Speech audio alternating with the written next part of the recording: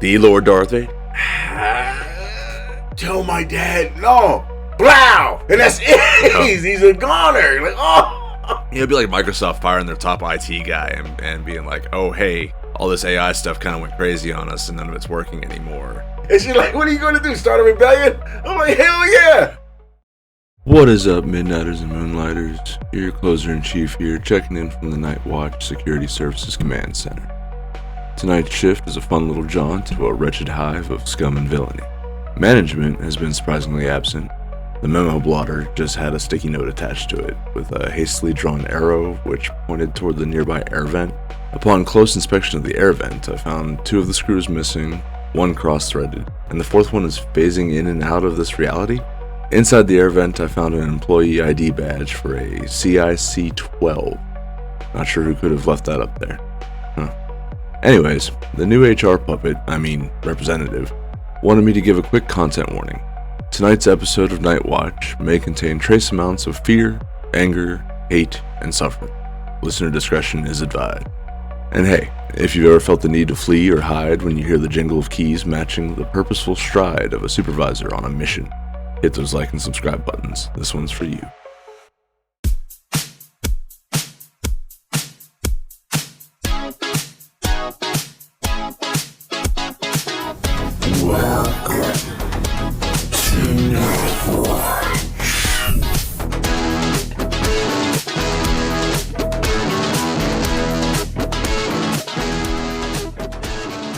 Hey everybody, welcome to Nightwatch. I'm Chief, sitting here with Big Smoke. What's going on, Big Smoke? How are you doing today?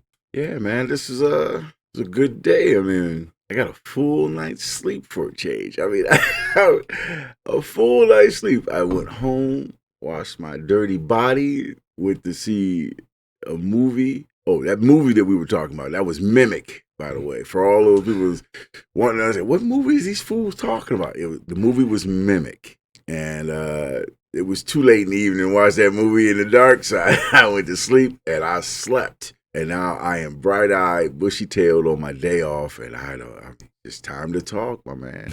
Time to talk. Super scatterbrained today, but I just had a lot going on the past 24 hours. So, including also getting a full night's sleep, actually. I took a nap yesterday after finishing up and uploading the new episode, and then I went and laid down and crashed out for several more hours, and then got rudely awakened in the middle of the night with my car getting towed off, and then I went back to sleep because there was nothing I could do about that in the middle of the night, and woke up and dealt with that this morning and getting that brought back here. But yeah, so it's going to be a good day today, and right now, I ain't got no job. I ain't got I'm just off for the day, off for a couple of days, so we can focus on this. Got nothing to do. Nothing to do. So, yeah, we're going to hop into this, and on classic days off with nothing to do, we're going to talk about some cartoons. So, that's what grown men do. Yeah. We're going to fight and argue about our favorite cartoons. But no, let's start off with, what is your most nostalgic cartoon that you grew up with? What's the thing that you immediately think of when someone asks you, what did you used to watch as a kid? I mean, I grew up on the classic, Daffy Duck and Bugs Bunny and Yosemite Sam. I mean, I grew up on those extremely violent and extremely gender fluid, because Bugs Bunny was always cross-dressing and kissing motherfuckers. That dude kissed a lot. There was a lot of guy-on-guy kissing. I mean, almost exclusively, now I'm thinking about it. But yeah, dude. Yeah, he was. Let's see, so we're talking about all the old Hanna-Barbera, Warner Brothers cartoons, Looney Tunes. Yeah, no, it was. Funny enough, man, he was my favorite character, Bugs. He was my favorite character because he got away with so much crap. Yeah, I mean, it was a lot of quick thinking, costume play. I mean, I've seen so many people referencing him back to the Q from Star Trek. He just had this chaos god. He just had this not omnipotence, but he just had so much raw chaotic energy and power to be able to change shapes. And yeah, he was one of the first examples for me growing up of seeing somebody so quick thinking and clever to outwit the enemies. You know, it wasn't the classic, oh, I'm bigger and stronger than you. It's like, no, I'm just funny and you don't take me seriously until there's a 30-ton mallet getting pulled out of a back pocket that doesn't exist and getting slammed into their forehead. Dude would reach in this skinny ass pocket and pull out huge. And where are all these carrots? He had like thousands of carrots. And it's like, I remember one time when I was little and I was watching a Bugs Bunny cartoon and he would pull out his carrot and he had that signature phrase. Yeah.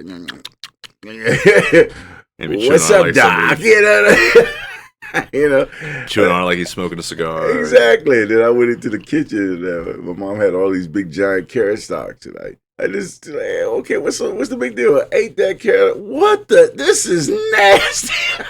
You didn't like carrots? I hated carrots. Oh. I did. And I was like, what is the fascination with these carrots? But then, of course, I was in the single digits. I didn't know until, taught that, that's what rabbits ate. Oh, okay. That's what rabbits eat. Well, then you find out that they actually prefer leafy vegetables. Yeah, they don't leave them alone in your flower garden because they'll they'll eat your flower garden. But I was fascinated, and then like Daffy would get away with stuff, but then it would always end up badly for him, like halfway through to the end of the cartoon. And I used to feel so bad for Daffy because Daffy was like, me, mine.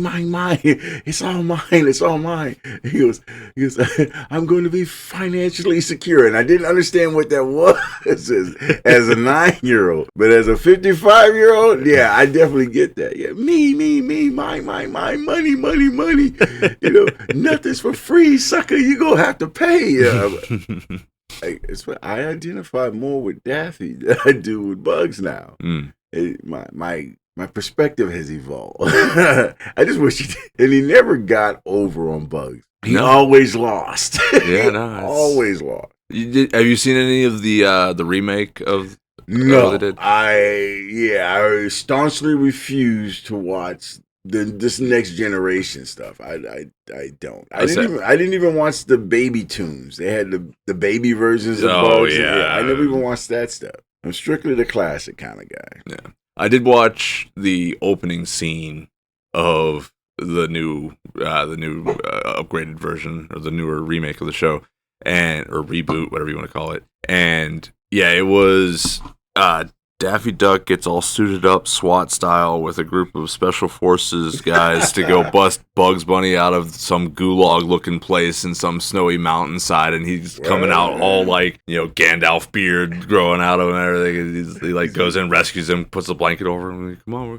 we're back, And all I've seen, no context, but yeah, it was funny seeing, Daffy Duck in full attack gear, just busting him out of a gulag. But don't worry, brother, we're going home. I think it was literally that line. Yeah. I can see. I haven't even seen it. Like in my mind's eye, I can see that. Nah, none of that new stuff. Yeah, G.I. Joe, Thundercats, of course, Scooby Doo. There's so many. There was a lot of them. I spent too much time in front of that television. Hanna-Barbera, man. I was watching all other kind of stuff. The Herculoids, Flintstones, of course. Mm-hmm. Flintstones, when freaking Pebbles and Bam Bam grew up. No surprise, they became a couple. What else? Stupid stuff, man. It's crazy cartoons. Yeah, I had a lot of the 90s stuff. 90s into early 2000s for me. It was... The earliest I can remember was a lot of like gargoyles. I remember that. I was catching the tail end of the X-Men cartoons. But I more vividly remember X-Men Evolution, I believe it was, when they were all kids in a high school or college or whatever. Yeah, I didn't get into all that. I liked the costume styles that they gave them because it wasn't the full-blown gritty, dark versions that they did in the late 80s and early 90s where they were doing everybody was murdering people and stuff like that, but it was that edgy, cool in the 90s look. Right. I like the original X-Men because it was just gritty enough, just violent enough, and they never pushed that past that envelope. which was impressive to do with a character like Wolverine. Yeah, and there were some. Well, there was really only one episode that really. I mean, it shook me as a young kid. It was the one where I think it was Wolverine and Storm were an actual couple. There was this one time traveler dude, big black dude, handsome dude with his hair all wavy, had this scar over his eye. What was his name? Bishop. That was his name. Okay, Bishop. yeah. Okay, whoo, almost broke my brain. Yeah, the guy was Bishop. Now he was going back in time, and he kept doing like Cable. He kept trying to fix something in the past, so his future would be so screwed up, and in the process, he really messed something up. And in that timeline, Wolverine and Storm were a married couple, and so he needed those two to help him out on a particular problem. So he gave them like rings that would help them jump timelines, because the continuity, he didn't want to mess it too much. So he gave them technology that would have them able to exist outside of their own timeline.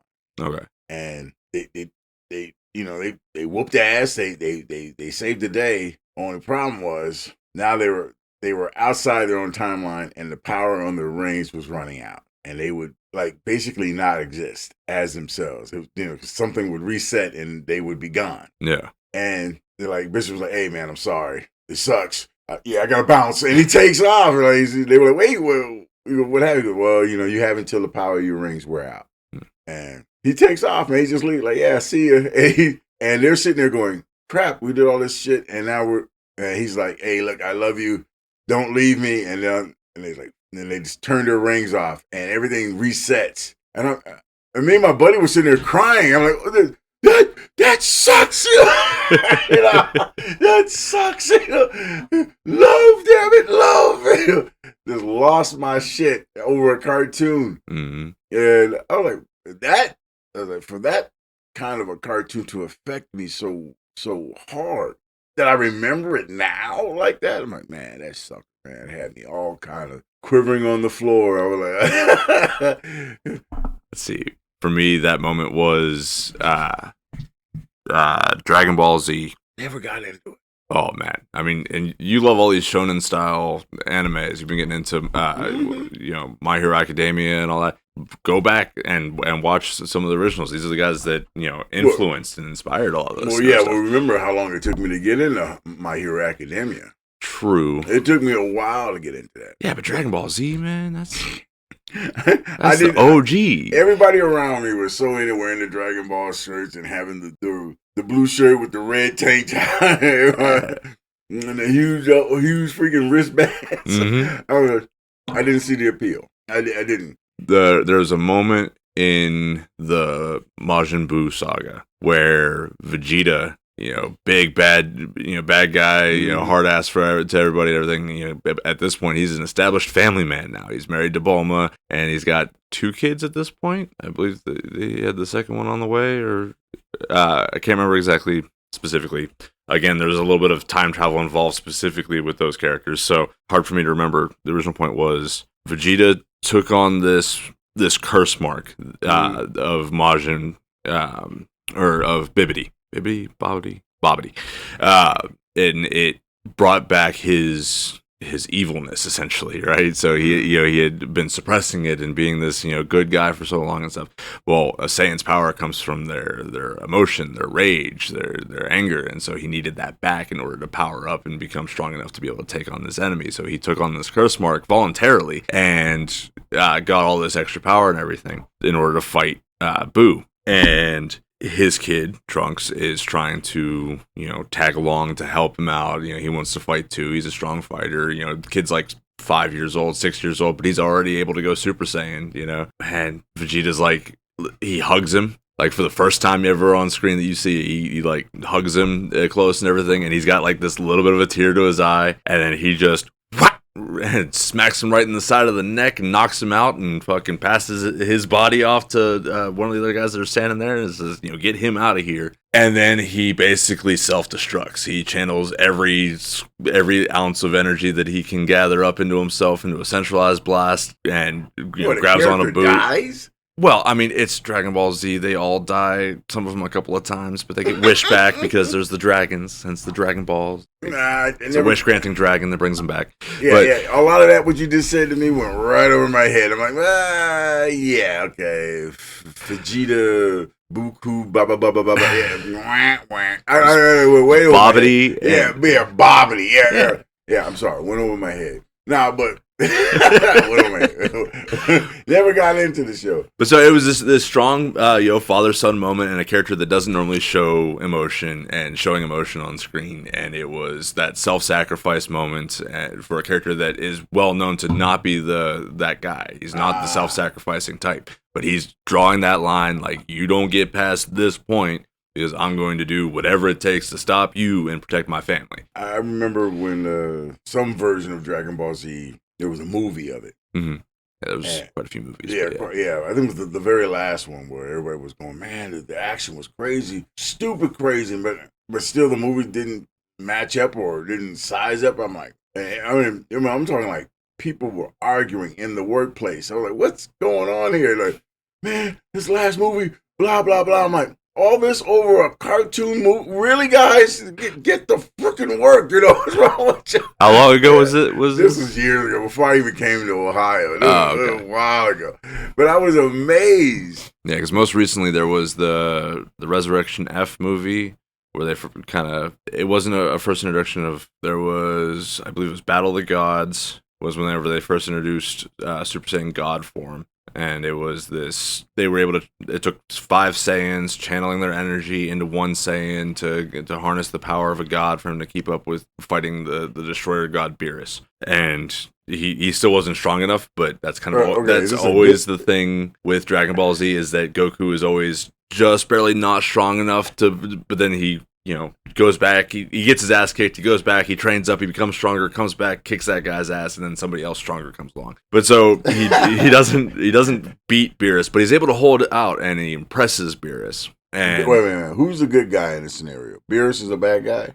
Beerus is more of a force of nature. He's not a villain because he's just doing his... So who's the villain in these scenarios? Well, in this one... Is Vegeta a villain? He was, whenever he was first introduced, way back in the... Okay, see now, look. Late 80s, early 90s.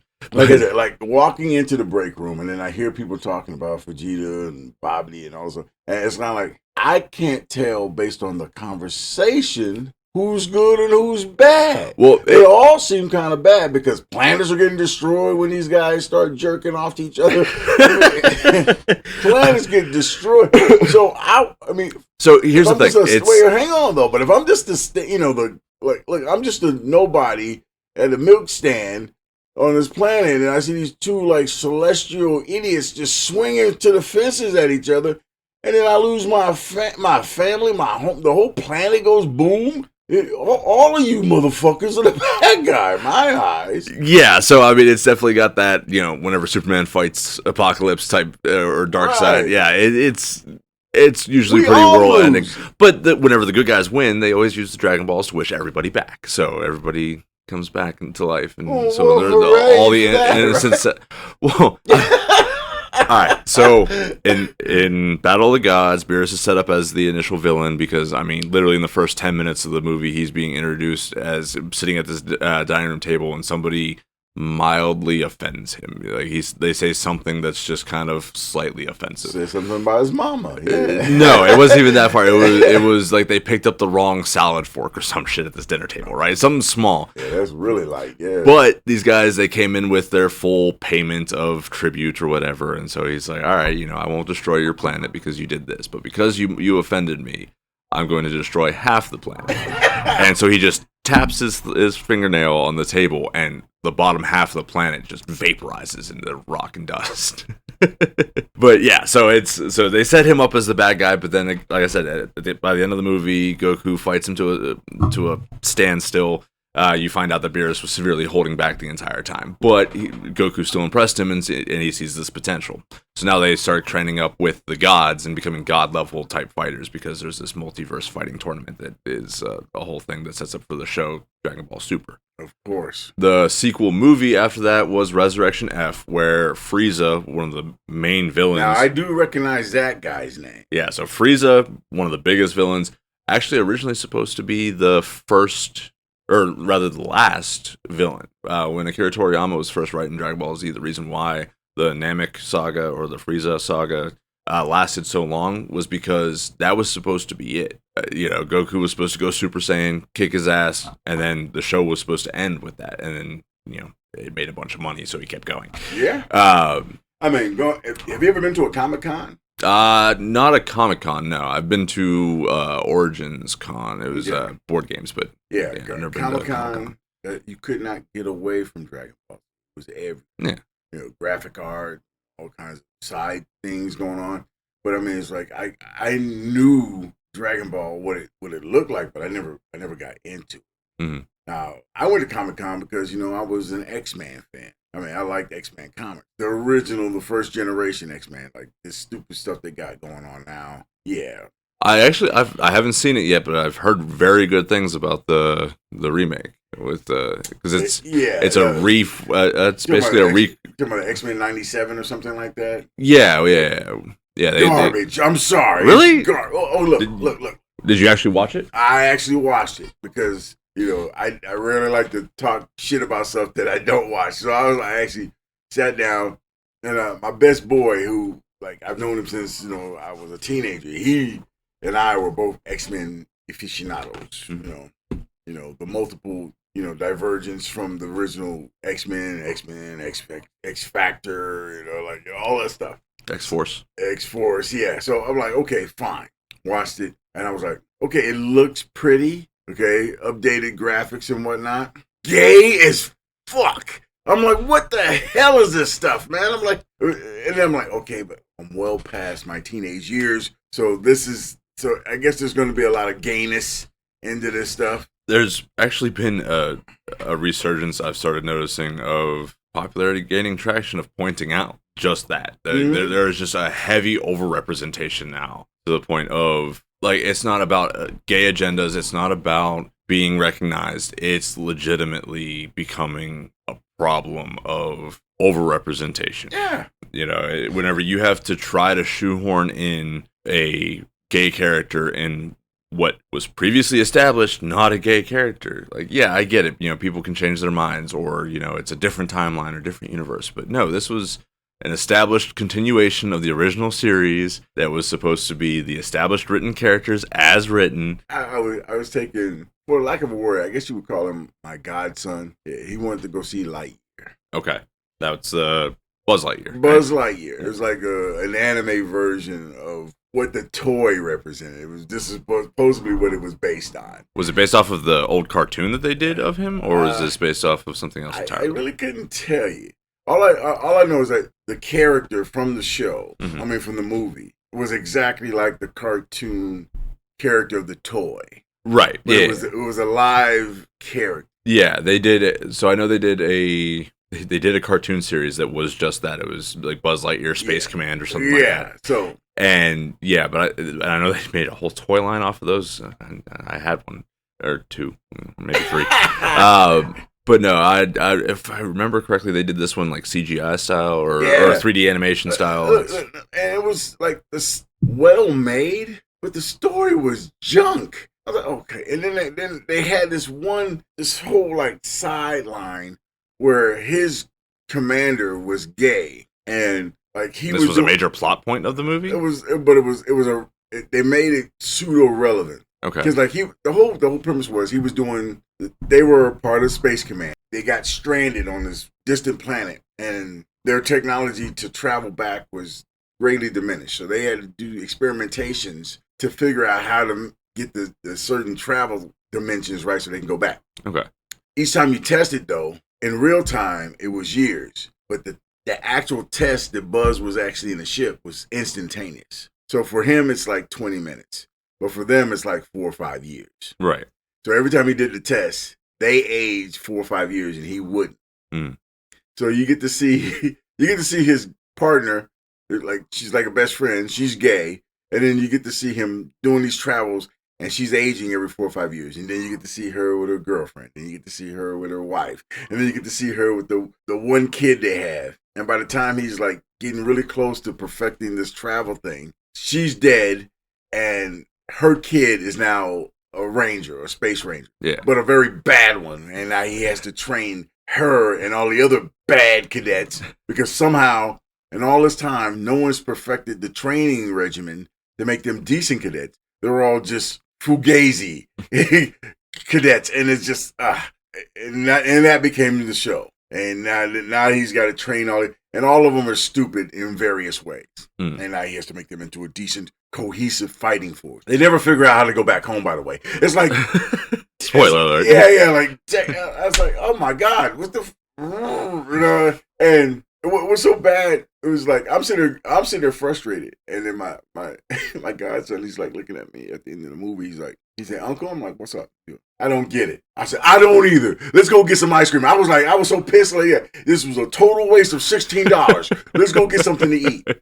And he was like... But it wasn't because the characters were made to be gay. It was because bad storytelling. Bad storytelling with a side of gay. And so I was like, yeah, okay. Even the villain, like, the bad guy, it really was just him in a different timeline dressed up in the suit of the bad guy. Yeah. So he was the bad. I was like, really? Who wrote this stuff? Probably an AI. Yeah, I was like, oh my God, it was the worst movie. Well, I can't say it was the worst movie because I've had worse movies.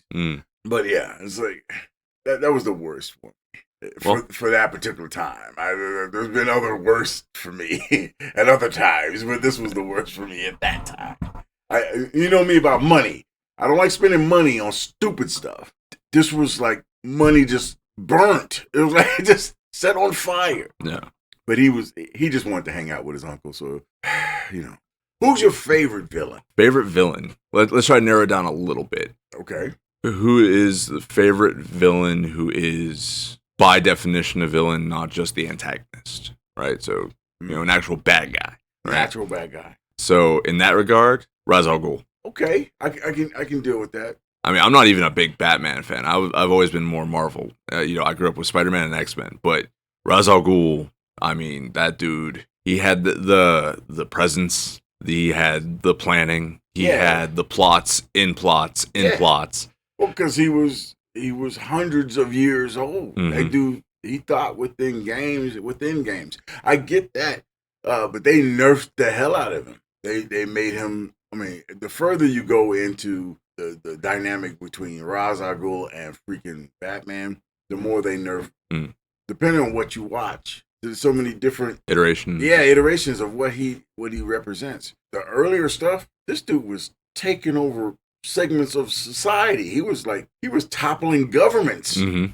And he was like, oh God, did something that's going to involve Batman. And he was like, oh, I got to deal with Batman now because I can't take over Europe. Because I kicked somebody's cat that was related to Batman, and now Batman's gonna come in and say, "Hey man, you kicked my homeboy's cat." I mean, yeah, he's like, "Look, dude, I'm getting old. I'm already a couple hundred years old, but I'm getting old. I'm not gonna be around forever." Yeah, won't you take over the League of Assassins? He's like, no, I gotta protect Gotham. And that's. But you always see he'd stub somebody's toe, and then Batman had to get involved. I mean, the whole thing about like when Joker kills Jason. Okay, then now honestly, I thought that probably the one time. There's always that one time you think Batman's gonna go over the edge and kill that fool Joker, but he doesn't. He kills Jason, and he doesn't. Yeah, I mean that was the big plot point of the under the Red Hood. Yeah, I mean that was. And like I said, Jason quickly became my favorite Robin after that because that dude did everything Batman wouldn't. Well, he wasn't Robin at that point. He was. Well, look, he's always going to be Robin. I'm sorry. He's always one of the Robins. Yeah. Okay. And this dude manages to die a couple of times throughout his timeline. He gets whacked a few times. He keeps coming.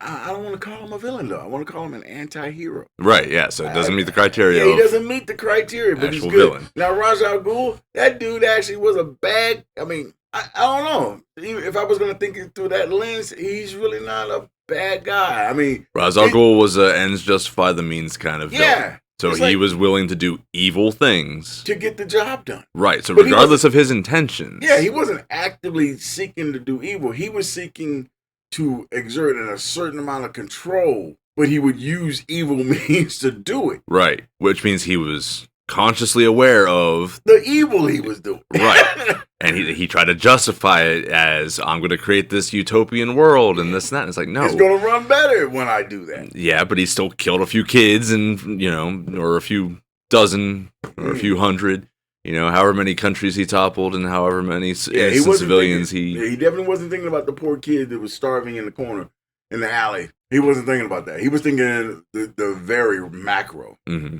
Another villain who might not be a villain, Dr. Doom. I mean, they say he's a great leader in his country, and everybody there loves and idolizes him, but... Yeah, they also like Kim Jong-il in North Korea.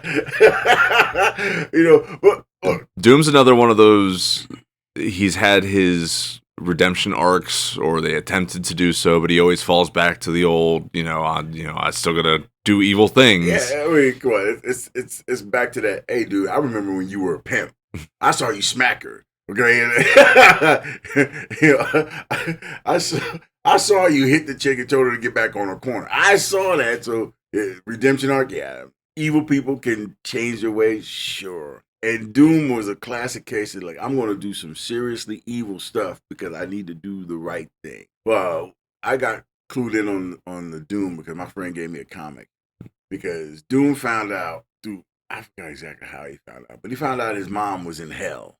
Mm. So this dude, he's that brilliant. He starts to learn magic. Yeah. And he goes into hell and he challenged the demon who calls himself Satan at the time. And he keeps fighting. He gets his ass whooped. But he manages to escape. Comes back to the mortal realm. Learns more magic. Goes back to hell. Challenge homeboy again. Gets his ass whooped. I mean, he kept doing this. And each time he got a little bit stronger. It got to the point where he was just slaughtering demons to get to this guy. And then he finally gets the jump on the guy. And his mom has been in hell for so long. She's pissed at him. He kills that demon. She gets freed. And she hates him for it. Damn. So it's like he did all this for his mom. His mom. Just for her to come out being all ungrateful. Yeah, they're like, you piece of shit. You came down to hell and did all the damage. It's like, what the hell, lady? Go to heaven and shut up, I'm sitting here walking through the innards of all these demons to get your ass out of here. Oh, God. But yeah. And then, still the most badass Dr. Doom moment I've seen so far. He goes up. I'm not sure what's going on, completely out of context, but I saw a scene from the comics of him going up against Thanos. And Thanos is all like, I get this and that, and I'm still the Titan of Chaos or Titan of Destruction or whatever he is, and even without the gauntlet, I'm still more than enough to handle you. And then Doom just reaches through his chest, grabs his spine, and rips his spine and skull out like a fucking Mortal Kombat finisher. Okay. Apparently that is untrue. Yeah, look, a lot of the stuff that Doom did, it's never like him going out and messing with people. It's always somebody coming to his island and starts, kicking over trash cans. I mean, he just,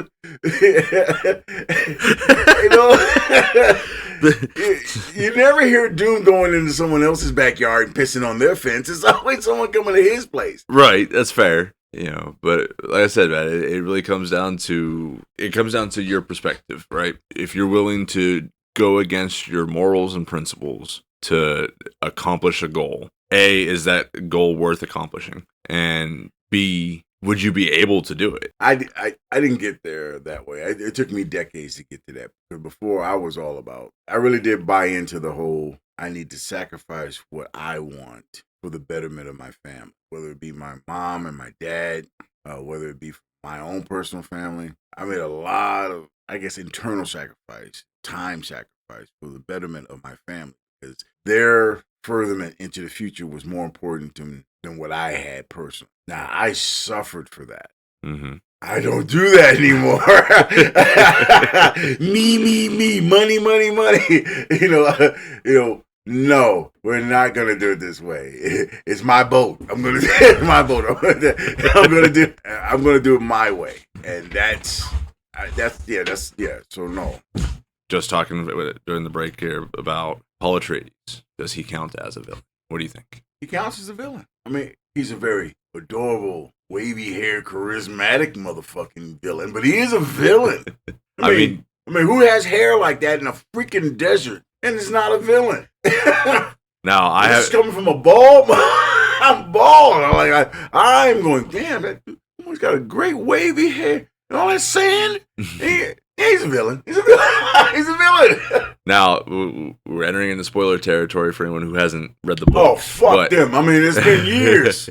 Fuck them. But it's spoiler territory because the movie I'm sorry, people. Like, comment, and subscribe.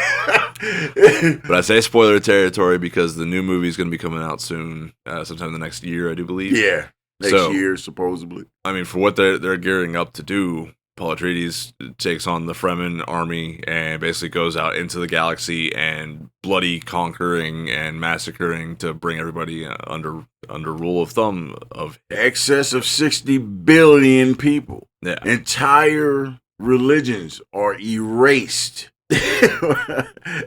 We're going to a planet. Hey, look, dude. Paul Atreides is the emperor and your god. Man, fuck you. I worship the and everybody who was you with this guy. We went to the same church. They just gonna kill everybody. Yeah. I mean, and that's what they do throughout the galaxy. Mm-hmm. They just like, okay, you guys are used to this kind of way of going on. Nah, player, this is how it is. We're gonna put this picture of Paul Atreides up here. That's your god now. You're gonna worship that guy. Yeah, you see it a lot in those types of sci-fi universes, especially. I mean, Star Wars with the Empire. You see it with Warhammer 40K. You know, humanity spreading out and spreading the good word of the Holy God Emperor. You know, I've read at least a couple dozen of those books. Mm-hmm. I actually came across one book where they're worshiping the Emperor and they've never had any taint of chaos. It's just the elites and the hierarchy just milking it. But no, there's no demons attacking, no Tyranids. It's just a machine just ramping up and they're sending off conscripts. But the higher ups are just making like boatloads of money, and the lower tiers are just basically cogs in the machine. There's no demons. I mean, it was basically the rebellion that happened was because the lower tier people were just getting screwed and they decided to rebel against the higher ups. It had nothing to do with any of the Chaos Lords. Yeah. I mean, you have an entire galaxy. Yeah. Not everything is plot centric. It's just people got other shit going on besides. It's just people dealing with other people, and Mm-hmm. it's like, man, I was like, wow, I was surprised. I was hoping for some of them. I mean, I don't particularly like Tyranids. Even when you win against the Tyranids, you're losing against those guys. Those dudes, they got things that attack you on a molecular level. Mm-hmm. Your best bet is just to get on a ship and fly away for however long it takes you to fly, because you can't do any warp drive with them damn things in the vicinity because they seem to block whatever it is that allows you to go into warp. Mm. So when you're flying away, you're probably going to die on that ship. It's like, God, man, it's the worst scenario. You're better off eating your gun. And a lot of them in those stories do. Yeah. I mean, you see the memes and the videos of like, oh, hey, Tyranids just entered the system. We're all doomed. Yeah. They just write off whole planets when that happens. Unless that planet has something very specific on it that they need, some specific resource. I've never read anything, and I've read a lot of particular Tyranid things. I've never read where they actually, if they ever entered your system, they're like, yeah, you're either extremely screwed, they suck the planet dry and leave, or because they don't just eat you; they eat the entire planet. They suck the planet dry. They like stick a huge. I mean, the way they describe it, it really is like a huge straw coming down through the stratosphere, making planetfall, and they liquefy everything. Even the old warriors, Mm-hmm. they jump back in the soup Yeah, anything that can be biomass. Anything that can be, anything that can be work, and they just suck it all out and then fly off. It's like, what the hell? But then there's sometimes when the Space Marines, they're fighting on planetfall, and then they always fight on planetfall, and then they figure out, we're not winning this battle. We need to go to the mothership. Maybe that should have been the first thing you did, the only thing you did. Look, if they're on the planet, that's a wash. You got to get rid of the ship. There was one where 24 of these, Astartes. These guys, these got to be some big balls that go jumping onto a ship and just running through. Everything on the ship is designed to kill you, and they're going through there, and they got to fight through all this freaking flab and muscle and. Oh, you talking about the Space Hulks? Yes, yeah. Man, they got to fight through all that just to get to the heart of this incredibly. There's no way to really describe that. But you got to get to the middle of this thing, stop its heart, and burn it out completely. Because if you don't, another part of this thing is going to come back and start the whole process over again. Mm-hmm. It's like you don't want these fools anywhere near you. It's just a bad ending. It's like. Well, there is no good ending in Warhammer 40K. It's the grim dark universe. Everybody's having a bad time, except for the orcs. Yeah, the orcs just live for the fight, and. Yeah, but that's a whole different story. I mean, you don't want to think too deep. It's like, how did these fools get space? How did they get from planet to planet? And on some of the stuff that they cobble together. I know the answer to that one. Do you want to know? I don't know. Yeah, sure. Why not? Tell me why. Okay. So do you know what the orcs are? No. So they are actually. Well, I know they were a creation of some other entity, and they were let loose. They were created by one of the divines in that universe. Right. So they reproduce by because they're born from a fungal mass. So they have spores that seed the planet anytime that they go down there, and it becomes a breeding ground. And so they're just pulling whole orcs out of these spore pods that grow up at a very rapid pace. That's why there's always so many of them. But they also have a low-level psychic field that connects all of them. And so what ends up happening is when you have enough orcs in a certain vicinity, that psychic field grows strong enough to start manifesting around them and affecting reality. And so they think that if they cobble together a bunch of sheet metal and engine blocks and enough rockets onto a thing, that it will launch into space. And because they believe that, it does. Happens. Yeah, and that's why a space battle with an orc ship, they don't have guns built into their spaceships. They have windows that they roll down, and they do flybys in their ship, leaning out of the window and shooting with the guns that they have cobbled together that shouldn't work, but do because they believe it does. They got faith. It's basically. I mean, faith. And that's another. I don't even know if they're bad guys or not. Oh no, they absolutely are. When a cat kills a bird, is it being evil? Is a cat conscious that it has a choice to not do that? Exactly. Does it have? No, it doesn't. No. Or whenever I read something about what the orcs do, I don't know if they're actually they're just being. I mean, they are just being orcs, being orcs. I mean, but in the process, they're slaughtering millions, now they're gleefully playing in the blood of children. That's evil. I mean, but listen, you played too many chaotic neutral characters whenever you were younger. I get it. Yeah. You want to find that reason why they're not wholly evil. They're just chaotic. They're just misunderstood. No. I think you're just trying to justify some of your own behaviors and choices. Yeah. They're evil. They're evil. I mean, Tyranids are evil. Tyranids are evil. Heck, someone tried to tell me that Eldar aren't evil. I'm like, the hell they're not. Eldar are evil. They kidnap people to torture them. They don't even torture them to death. They want to figure out how long they can torture you before you die, because that helps them stay young. Yep, and they're dark magics and everything that produced a chaos demon, demon lord, Slanesh. There are no innocents in the Warhammer series. Nope. There are no innocents. Even some of the Space Marines that they're so devout to the Emperor. But even them, they'll routinely kill anybody that they consider heretic. Yeah, too close to the darkness or the taint or whatever.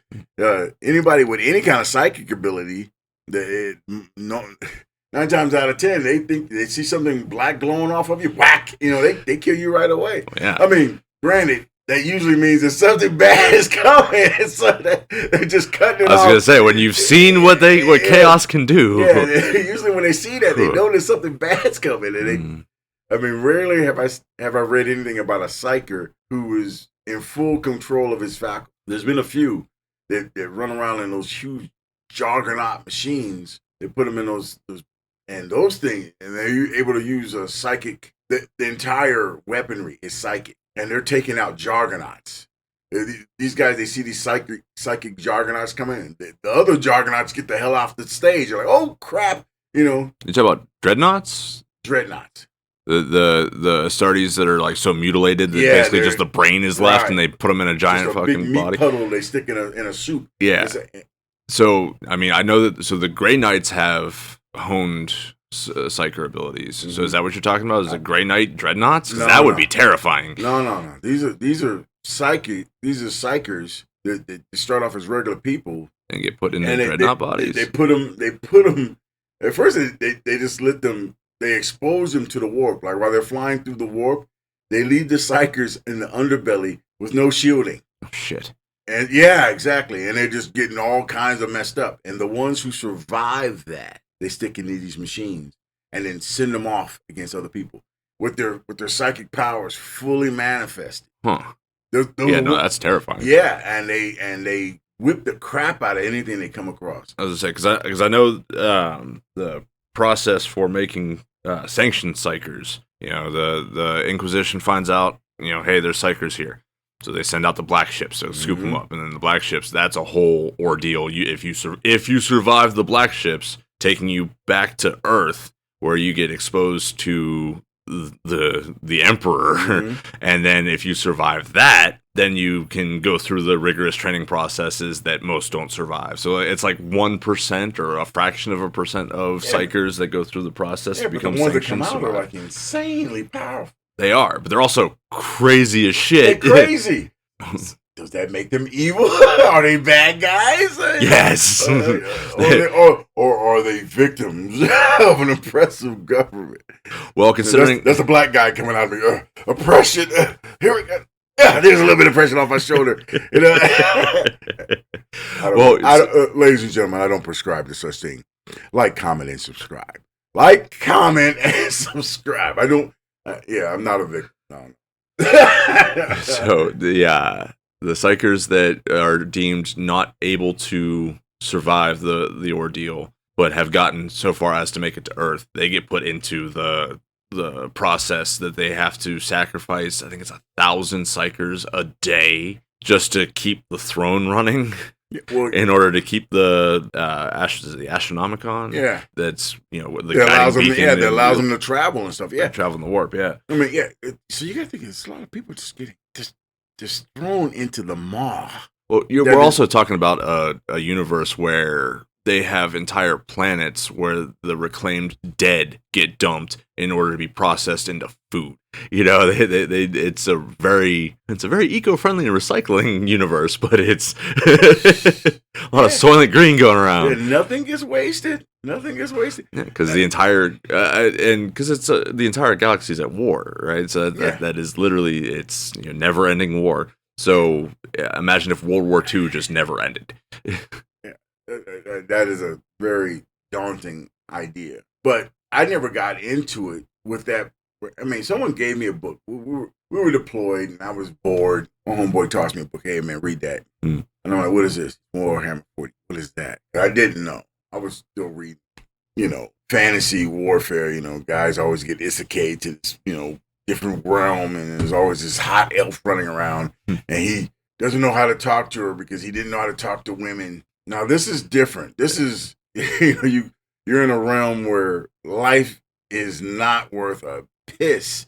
And there's always something around the corner trying to kill you. There's different factions, different species, and they're all trying to take over. And yeah, this is like the beginning of the end. It's just a very long, drawn out end. Yeah. And I didn't get that when I got this book. The first book I started reading was about this guy. His name was Ibram Gaunt. Mm. And apparently he's like a really, like famous character in this series. I mean, and this dude, he's a commissar. He got his first command. He goes to this planet. He gets I think it's like one company or one battalion or something like that of soldiers. And then the planet gets attacked and there's nothing he can do. So he just scoops up his soldiers, families, all that stuff, be damned. We're getting out of here. And they leave the planet and the planet gets wiped out. And all that's left of that planet is the people he took with him. Yeah. And I'm like, this sucks. I'm like, what this? And he's like, oh, keep reading. What am I going to read? This sucks, dude. They're like, everybody died. Yeah. Oh, yeah, that's the whole thing about this, man. Mm-hmm. That's the whole thing. Everybody died. No one is spared. And that took me a while. But it was like an omnibus. There's like 3 books in there. Mm-hmm. And I found myself I went through that omnibus in like 2 weeks. And I'm like, 1, Ibram Gaunt is the man. That dude is the man. And 2, those dudes he took with him, they were all the man. I mean, just, those cats took camouflage to a level that I was like, wow, these dudes, these dudes were so good at camouflage that if there was any kind of shadow and like that, they would blend in. You wouldn't know they were there. No. They were like ninjas extreme. I gotta find out who these guys are because unfortunately I have a very limited scope of Warhammer 40k. I only just started reading the Horus Heresy. I've only made about 4 or 5 books in. Yeah. And then I find out that all happened 10,000 years before you're way behind. Right. But I also played some of the games. I've played a little tiny bit of Rogue Trader. I've played both of the Space Marine games. What else did I play? Warhammer 40k Darktide. Okay. That one's a really fun game. It's and it really delves into basically what it's like being in a hive city when chaos hits. It's Nurgle and you're playing. Because it's basically a zombie survival shooter. Yeah, zombies. Yeah. Yeah. So, but it's Nurgle is creating all these plague infested, and then on top of that, there's just heretical like rioting factions on the hive world itself. So it's evil humans and plague victims that are being hurled at you from all different sides, and yeah, you gotta fucking survive that shit as it's a band of misfits that are salvaged, and you pick your class and stuff. But it's like just pick your any spot that you want to work with on that, and you're really going down the black hole. I mean, they call it the Black Library for a reason. This is I don't know how many books there are. Oh, there's dozens. Yeah, I mean, more than dozens. My understanding in the Horus Heresy series alone, there's over 50 books. Yeah, and that's not even counting into any of the side content. They actually go into the actual campaigns of Horus. After the Emperor says, like, okay, man, this is a lot of work. I'm going to send you out there, Horus. Horus goes out and I mean, he's like a loyal. That's the way to say it. He's a loyal dog. He goes out there and then, it's work, man, baby. You should be in charge. You should be in charge, baby. and chaos gets a hold of him and was like, and it's funny, like Chaos is like, hey, some of the Chaos guys are going, hey, dude, you're not strong enough to take the Emperor. Why don't you come in here in this dark warp area and then we'll show you how to deal with the Emperor. He goes into the warp, comes back a serious badass. He's all chaosed up and and he actually is able to take on the Emperor. I mean, yeah. Horus was... He was a Primarch. Yeah, he was the Primarch. Yeah. He was the War Master for a reason. He was basically the firstborn of the Primarchs. But so he wasn't just seduced by chaos. He kind of had his hand forced. Yeah. He got stabbed with that blade that was basically cursed to be able to kill him. It was one of the few things that could. Die like the loyal dog you are. You don't need it. Come on.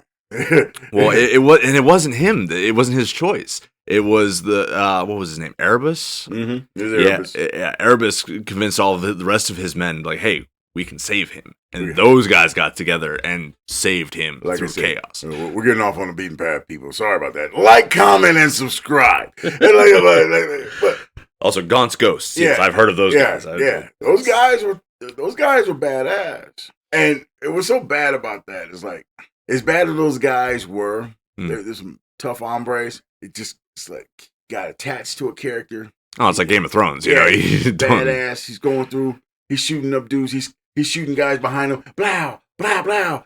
Under the arm, blow. Through the legs, blow. And all of a sudden he turns around, and that's when the bad guy gets him. Blow. And you're like, whoa, what?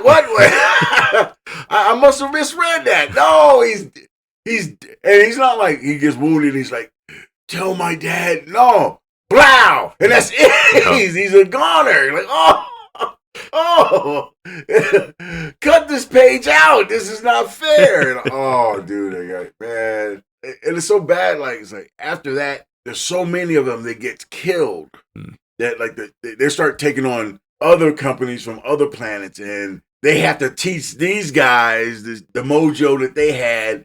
And now it's like, okay, they're still badass, but a lot of the OGs are dead, except for this one crazy ass sniper. Who is crazy. No. But his shooting skills are insane. It wasn't just his skill. The Emperor's blessing was upon him because, like, he was making shots that not even a very skilled person was able to shoot. He killed a dude from like 2 miles away, and he shot through an aperture that was basically like 6 by 6 inches, and he didn't even know where the guy was traveling from. It's just that it looked like what I guess it was an angel was basically, helping him shoot, and he was just. But when they found him, right, because he was like deep inset, and he basically just stayed in one spot. He didn't like bad guys are all around him patrolling, and he's aiming at this aperture from miles away, and the angel's like, "Yeah, he's gonna be here soon." He goes, "You need something to steady this," and then. But there's no one there. There's no one there. And this, whatever this is like helping him like sight in and get steady. And then he's like, okay, he's coming. Blow! He shoots. And then he just loses all of his faculties. He's sitting there just quivering. He makes the shot and kills the bad guy. And no one knows how the shot happened. And he's like, He's completely like, out of it. Yeah, he's just completely out of it. And they come and scoop him up, and he's just sitting there. And there's like, he goes, I thought he was the only one here. Yeah, he was. And there's things that was in the room with him. There's like, oh, how did he get all this? Because he's, they would feed him or whatever. And then whatever, let's go. This is too weird for me. I don't get paid for this. And they scoop him up and they take him away. He survived what no one else survived. Then there's one other book where he's like sitting by himself, and he's remembering all of his friends who were dead. Yeah. And it was this one big dude. His guy was his nickname was Try Again. He was really good at making hooch. And so the crazy sniper is like cleaning his rifle, he's polishing. He's like, man, I really wish I had some of that hooch. And then the dude who's been dead for a while walks up to him and sits down next to him. And he's like, holy crap, I know you're dead. Holy crap. And he's like still polishing his he's like really polishing his weapon. And he goes, yeah, I have a little bit left. And he takes a drink and he hands him this flask. Okay. Technically, there's no way he should have a flask that he could touch, right? So he grabs the flask and he's taking it. He's like, oh yeah, that's great. Oh crap, I'm holding the flask and I know he's dead. He starts to lose it. They scoop him. He goes crazy every now and again. They scoop him up and they're like, what's this flask? And they're like, oh wow, this is really great stuff. When did you have this, man? The guy who makes this stuff, he died years ago. That kind of crap. Yeah. I'm like, dude. But he brought this guy from wherever he was into reality just for some whiskey. Yeah. This crazy stuff. The whole Warhammer thing, all of that is the villain. Because all of it. All of it is the villain. Because all of it. Yeah, all of it. No, that's because accurate. everything is, you can't read it. You know, you read horror books and stuff, you know, something bad's going to happen. But there's always an idea that at least one dude will make it out. You read Warhammer 40K, you know that basically everything's going to die. Everything's going to die. Humans are going to get wiped out. It's just taking a whole lot of time. There's a whole lot of suffering. It's a very slow death. Yes, it's the worst kind of death. Like I said, you better just taking a las pistol and shooting your brains out. And even then, that might not be the end. That might be the end. You might get sucked into the warp and your soul gets tortured. And then there's no way out. It's the worst story being told. And I can't stop reading the book. Right. No, it's addicting. It's like, man, no matter how bad my life gets, at least I don't live in the Warhammer 40K universe. At least I don't live there, man. It's like unending and unyielding slave prostitution. You're gonna get screwed, and there's no timeout, there's no off the clock. It's just you're getting screwed, and you don't want to get screwed, but you're gonna get screwed. It's the worst thing. No, so Who else? We got villains. We got let's see. Let's go Spider-Man. Spider-Man universe. Ooh, okay. Mm. Kingpin, of course. Yeah? I honestly, I don't know if Kingpin. Well, yeah, he is a bad guy. He's a bad guy. Is he a villain though? Yeah. I mean, he does a lot of raunchy stuff just because he can. Like I remember one of the very first memories I have from Kingpin is when he's training. Before I'm thinking, oh, this fat guy, man, whatever, man. I was like, first time I ever saw Kingpin. And he's training against all of these experts in various, murderers as far as kung fu and all that stuff. And there's 4 of them, and he's just killing them. Killing. Like they come at him, and he grabbed one by the neck, crack, and he grabbed him by the back, crack, and he's just killing them one at a time, systematically with his bare hands. Yeah, and then he lets the last one live. And then, like, his number one honcho was like, hey, why'd you let the last one live? He goes, well, I like to kill off every 2 or 3 of them just to keep them sharp. Like, what? Well, yeah, because aren't they his guys? Yeah. Yeah, he kills off 2 or 3 just so, hey, look, you need to step up your game. So you guys are supposed to be protecting me. Yeah, because I'm going to kill you if you don't. And I'm like, dude, that dude was evil. Mm. Then, like, that one guy, he hired one dude. He said, yeah, you're supposed to be like the best, assassin in the world and stuff like that. He goes, I know we patted you down, but I'm pretty sure you're armed, right? You're armed. And he goes, I want you to try to kill me. You guys look at him like, what? He goes, and then he goes, you better hurry up and shoot, because if you don't shoot now, I'm going to kill you. And homeboy pulls out this little gun. It looked like a little watch. It's like, shot the guy, straight point blank, blah. Yeah. He goes, oh, crap, he didn't die. And he wasn't even hurt. He goes, yeah, because everything I'm wearing is made of vibranium. And it's like, oh, look, hey, if you try to kill me, man, it ain't gonna happen, player. I got contingencies for everything. So I think my favorite Spider-Man villain is probably Venom. I know he's not a villain now, but whenever he started out as, no. I'm not. I don't fall for that like other people. That those Venom movies. That's Fugazi. Oh, I'm not even talking about that. I'm talking about in the comics where he becomes like a special ops agent. Yeah, okay, that's training your dog not to bite your hand. That's basically what that is. Yeah. Okay, but even Venom doesn't compare to Carnage. Well, no, he does not. No. Carnage is and Venom is Carnage's big daddy or grandchild. But yeah. But yeah, no, Venom for me. He's the classic. He's the anti-webhead. The time that they spent fused together and all the shit they did as the black suit Spider-Man, and then splitting off, and then him getting a hold of Eddie Brock, and the way that he basically kind of seduced Eddie Brock, like, hey, you hate Spider-Man, I hate Spider-Man, we should work together, and then just took over his body and basically turned him into a fucking walking puppet. Because in the original Spider-Man series, there wasn't a whole lot of Eddie Brock left. Nope. Just his hatred for Peter Parker and Spider-Man. Yeah.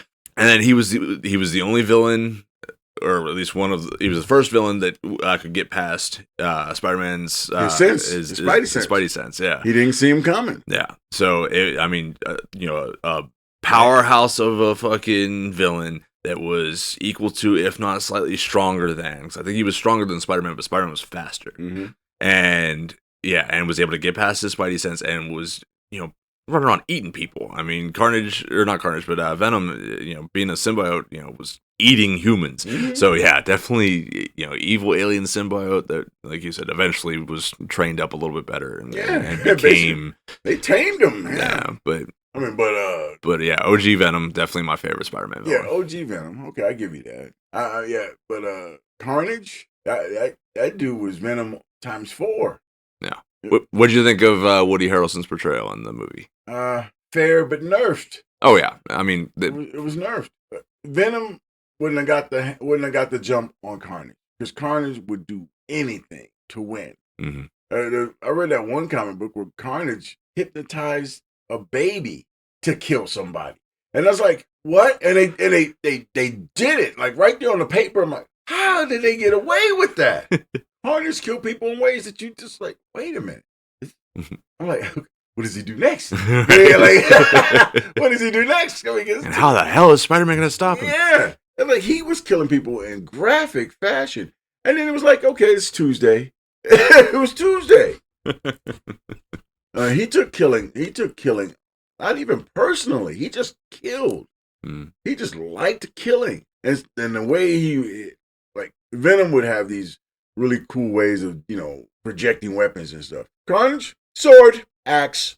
Yeah, I'm gonna just slice you up, and he go through entire apartment buildings, killing people. Because he was attached to a serial killer. Yeah, so it's like he found a perfect mate when it came to killing it. Yeah, and that was another thing too, that it was such a strong symbiotic connection between the symbiote and the host with that one that it gave him that much more strength because of it.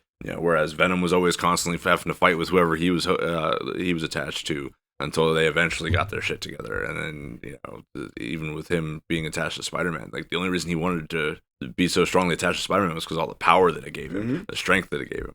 But whenever they separated, it was like. It was almost like a drug for him. He was going through withdrawals and wanted to back with him so bad. There was a time he actually wanted Peter back. He wanted it. He's like, look, come on, man. We were good together, man. Come on, baby. It wasn't that bad. I promise I won't do it again. I won't do it. What do I gotta do, baby? Let me in. Open the door. But that was because at the time, Peter was still holding that grudge, that secret fucking desire for a little bit of vengeance to get back at all of the wrongs that he was and injustices that he was dealing with. I mean, he fucked up Flash. He fucked up fucking J. Jonah Jameson. Fucking he went on a revenge kick for a while. Yeah, and he was just. He was the menace that J. Jonah was fucking. He became everything that Jonah Jason was lying about. Mm-hmm. It's like, let's see who else we got. Spider-Man universe. I honestly I don't like many of the villains. I mean, Doc Ock. To me, he's just the Spider-Man version of Dr. Doom. Yeah. You got this brilliant scientist who's trying to do good in the world, and then he gets a little corrupted with the power that he starts wielding, and then it takes him over, and then he starts realizing, I can do this and this with it, but I need, regular people out of my way because they're not smart enough to understand my plans, and get the fuck out of here. Yeah, I'm like, just be a bad guy. You're doing evil. Okay? You're doing evil. Yeah. But then the short run, whenever he gets into Peter's body, and he realizes the entire time that Peter Parker's just been holding back. Mm-hmm. It's like, oh shit, because he killed, what was it, Scorpion? Yeah, he punched his jaw clean off, man. It just fucking that was too easy. Yeah, it's like, that shit. No wonder he is almost losing all of his fights because he has to not kill people. Yeah. He's trying to put you in jail. Hospital, not morgue. Yeah. Yeah. When I was a kid, I had a couple of those Marvel encyclopedias that they put out. I had one specifically for Spider-Man and one specifically for X-Men. And I remember in the Spider-Man one, it was talking about Peter Parker was able to, capped out, he was able to lift a building. It was like 10 or 100,000 tons he was able to just barely keep from hitting the ground, and just absolutely insanely strong. Yeah. And he has to, it's like Superman. He just has to spend all of his waking energy just not holding back. Yeah. I had one on Nightcrawler, and I was like, this dude is insanely powerful. Oh yeah. And then when they started like utilizing some of his special abilities, like before the big war happened and he lost all his powers. Motherfucking Marvel, I hate you guys.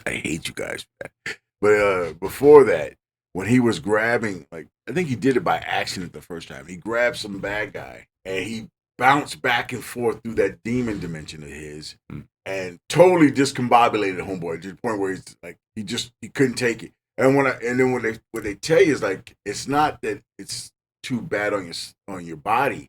It's too bad on your psyche, because even for that split second that you're in this hell dimension, your mind can't handle it. Yeah, and that's what's fucking you up. And it's not even for a split second either, because you find out that whenever he's teleporting, he's traveling. He's traveling. Yeah, he's doing travel. So there's a time dilation effect happening. So he's it's instantaneous in our time, but it's like, I don't know who knows. They don't really say how long. No, and I'm sure there's no exact dilation. They don't say how long, but he's actually walking you through this thing, and I guess you. I can't imagine. Like, I mean, even trying to imagine going through a hell dimension where everything is like fucked up. You see all kinds of weird stuff going on. That's some real Event Horizon type shit. Yeah, exactly. Event Horizon. God, it could have been such a better man. And then you get taken for a ride, and then not only do you get taken once, but he's bouncing you back and forth through that. Right. You're just like, I can't do it. I can't do it. Shut the lights off. And he was taking anybody he'd take through there. It was like you didn't want to go with him. You didn't. Whenever it's like, okay, I'm going to take all of you with me, but hey, we're going for a ride. We're going for a ride. And every time you see them, like, he'll take 4 or 5 people. I think, what was his max? 20 people or something like that? He'd take all of you, and they come back, everybody's like, oh, God. Oh, Jesus. They all fucked up. You do this every time? Yeah, like, it's so incredibly fucked up. I'm like, oh, man. Nowhere. Like, even to save someone's life, it's a bad day. It's like a lot of therapy. And then they killed him. They killed him. Oh, Marvel is evil. They're the bad guy. Marvel is evil. You have made the list, guys. Bad guy.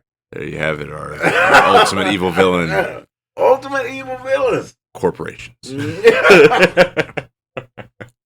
Yeah. I mean, we've had this discussion a couple of times gearing up just for planning out this podcast. Was that, one of the core discussions was who's the real villain in the Alien franchise. Yeah, it's not the Xenomorph. It's Weyland Yutani. It's Weyland Yutani. Because they sent them there, didn't tell them why they were being sent there, and then they sicked the robot on you when they find out. As long as you follow that company byline, you'll be fine. And then they fired her damn near 60 years after she gets back. Yeah, she gets rescued. Told, hey, this is your fault. we don't have that job anymore, so like, here's this nice comfy loader gig. And you think, nah, that's all she could get, because she couldn't be a pilot anymore. She couldn't be she was apparently a very high level freaking, I guess ship.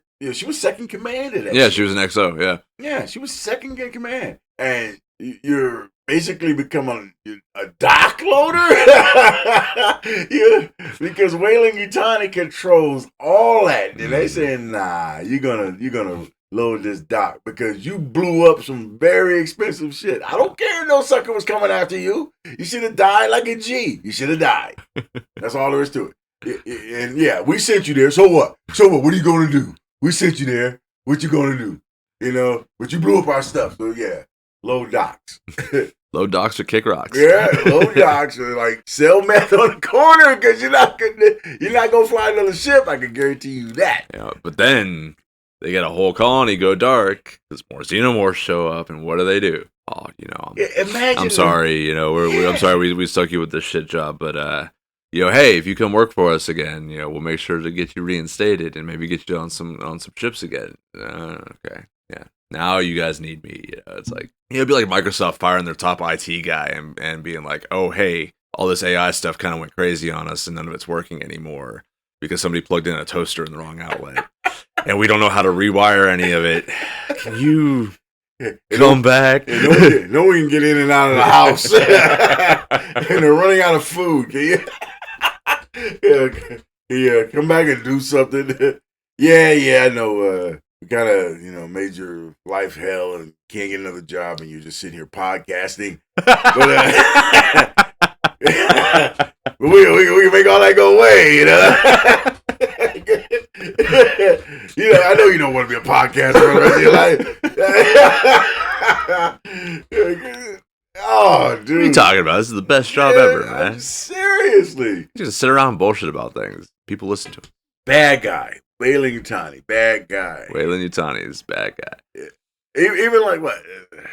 Well, they got away from Wayland Yutani after the third movie. Fourth movie, it was the military. But it might have been Wayland Yutani after that. It might have been like they were tied to it. I always mix up a little bit of the third and a little bit of the fourth one. So the fourth one was Resurrection. They cloned Ripley, mixed with alien DNA. Yeah, she was a hybrid. Alien Queen DNA specifically. Yeah. I don't remember the exact significance of Wayland Yutani in that one just because it was so far flung into the future because it was like... Hundreds of years. Yeah, hundreds of years after she died. Mm-hmm. And yeah, they cloned her, brought her back and everything. And I remember they tried making the android the good guy in that one because it was the chick who was, Winona Ryder. Oh, it was Winona, wasn't it? Shit. What about that? But yeah, she was all like sweet and innocent and everything. And, I'm just a, cute little robot. And yeah, it's funny that like no one. It's how bad you don't know somebody, right? You're flying. Basically, they were raiders, my kind of people. They were raiders, bad people, but they didn't know this about this chick, right? Yeah, I mean, you got white blood. You mean to tell me she didn't get like a scrape or something? Something, right? No funky hand, not no funky knife hand thing that you were doing like homeboy was doing, and then cut yourself. Oh shit, there's an android. They would have blew her ass away, and nobody knew because she took her hookup cable. She took it out. Mm-hmm. Give me a break. It was the whole movie was craptacular. Yeah, the whole movie. I couldn't get behind it at all, and I got dragged to that one because I gave up after Alien 3. Mm-hmm. I did. I just like, man, this is stupid. This is stupid. A prison colony. And they killed off really the two other characters that I really wanted to see. I wanted to see the dynamic blossom. They killed them off camera. Yep. I was so...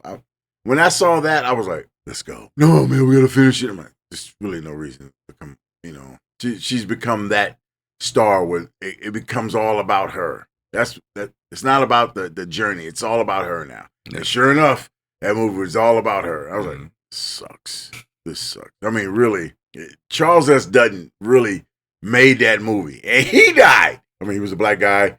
I don't like black people dying in the movie, but anyway, he died. And he died like a champ. He's dying. He's like, will you pour the goddamn oil? Ah! Oh my God!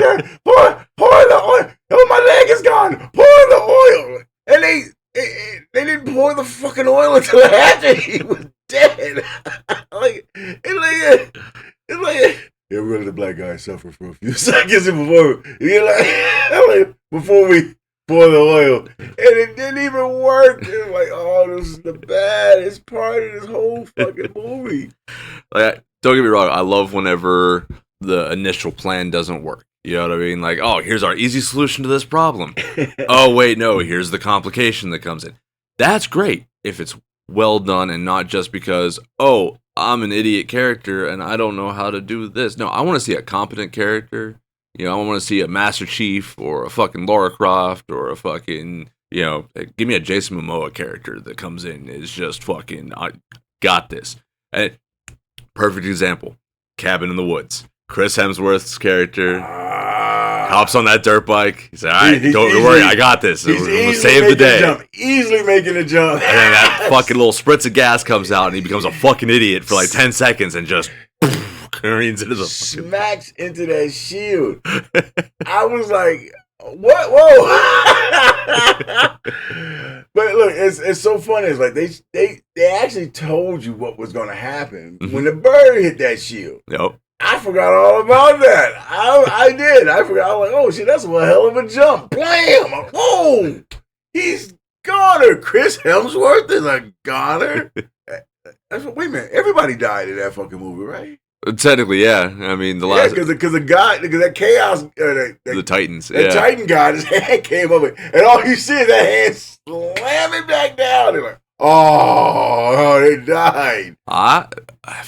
Didn't it cut just like the hand shot up and out, and then it like showed this the scale, and then it cut. I'm sorry. I'm not a very optimistic. But the implication was that everybody died. Because, I mean, that was the whole thing. That was basically the apocalypse. That's what they were trying to prevent the entire time. It's like the Virgin. And then she looked at her like, look, we work with what we got. We know you ain't no damn virgin. I mean, but 5 is an easy number. We can work with 5. 25, we would have had a problem. But you only banged 5 guys. Well, I thought it was that they thought that she was a virgin, but she had secretly hooked up with someone. No, they made a point to say that she was not a virgin. Okay. I gotta watch that movie again, because that movie had me laughing my ass off. Oh yeah, I mean, great movie, but yeah, I haven't seen it in probably at least a decade. Yeah, Sigourney Weaver is just getting old in that movie. Oh fuck, she is in that movie, isn't she? Yeah. Oh my gosh. Yeah, it makes you like, wow, dude. Well, because last thing I'd seen her in was Paul. Paul. Yeah, that was the one with, where Seth Rogen was playing the alien. The little gray alien that was trying to broke out of Area 51. Yeah, that was pretty funny. It was kind of stupid, but that wasn't Sigourney Weaver, was it? She played the villain. She was right. She played the bad guy. Yeah, she was the Sigourney Weaver is the bad guy. She's evil. Yes. I was trying to figure out a way to get around to it. Thank you. Sigourney Weaver is the bad. Yes. Sigourney Weaver, bad guy, made the list. Thank you, man. You made my day. What's another villain? I like this villain show. I'll say we'll do one more villain. One more villain. The best one, man. Darth Vader, the Lord Darth Vader. No. Okay. I don't know, man. You know me, I'm a Star Wars. I know you're literally wearing. I'm really staring. Ladies and gentlemen of the audience, I'm sitting here looking at Big Smoke, currently wearing a shirt with the second Death Star on it that says "Join the Dark Side." Okay, so I'm going to say Darth Vader in this instance. Who would you say otherwise in the Star Wars universe? Otherwise than Darth Vader? Yeah, it's too easy to go to Palpatine. It's too easy. I mean, so what? We circle around to the ultimate villain is always the corrupt politician, the guy who's pulling all the strings in the background. They in the Star Wars universe, it's pretty much everybody and nobody. Okay, if we even go back to like episode 1, okay, Amidala.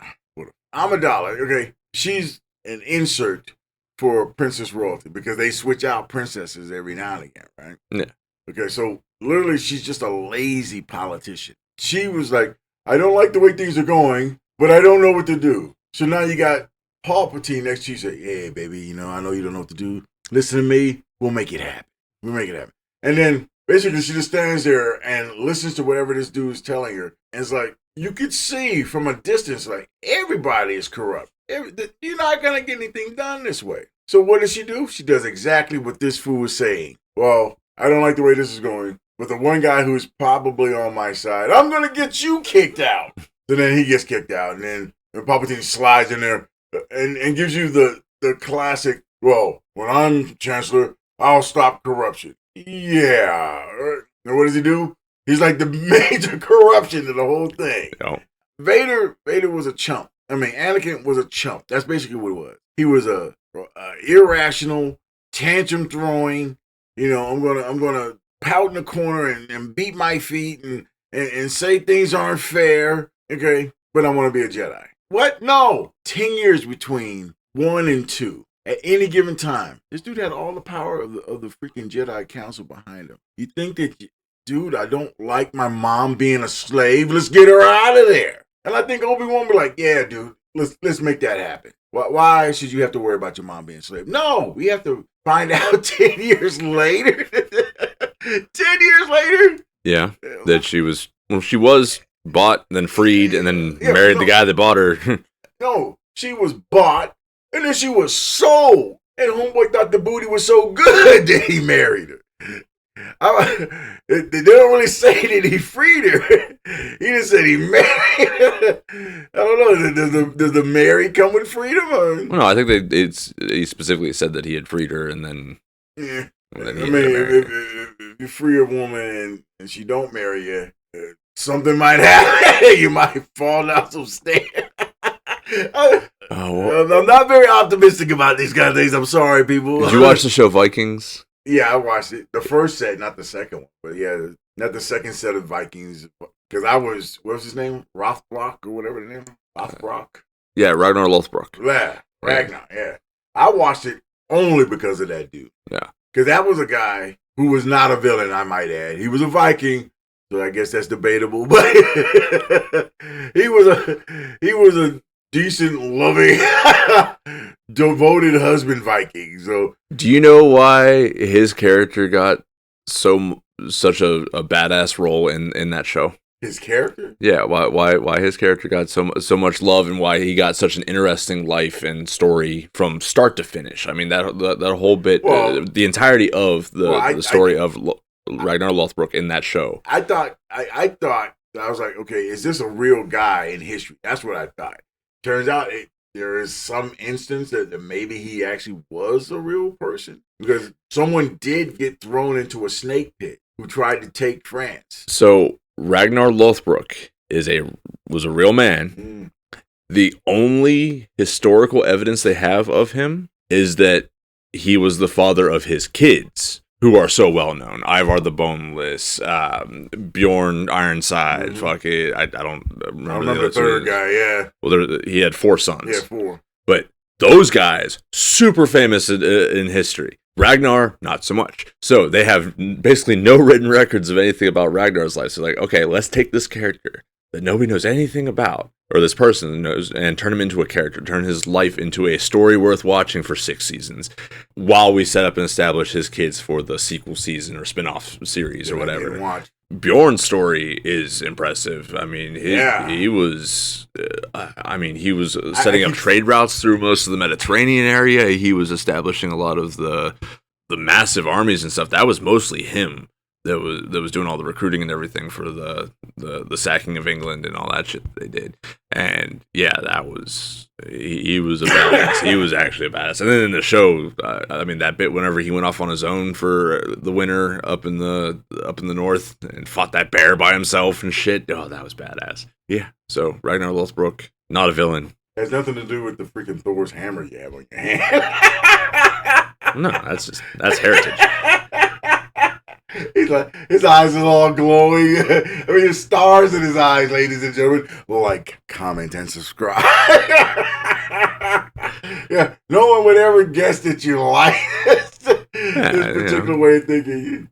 I mean, my Mjolnir tattoo came along with a certain phase of my life. I got a little bit of pride in my heritage. But how the hell did we get on this topic? Where were we? We were talking about Star Wars. You went way left. I mean, I was talking about villains, yeah.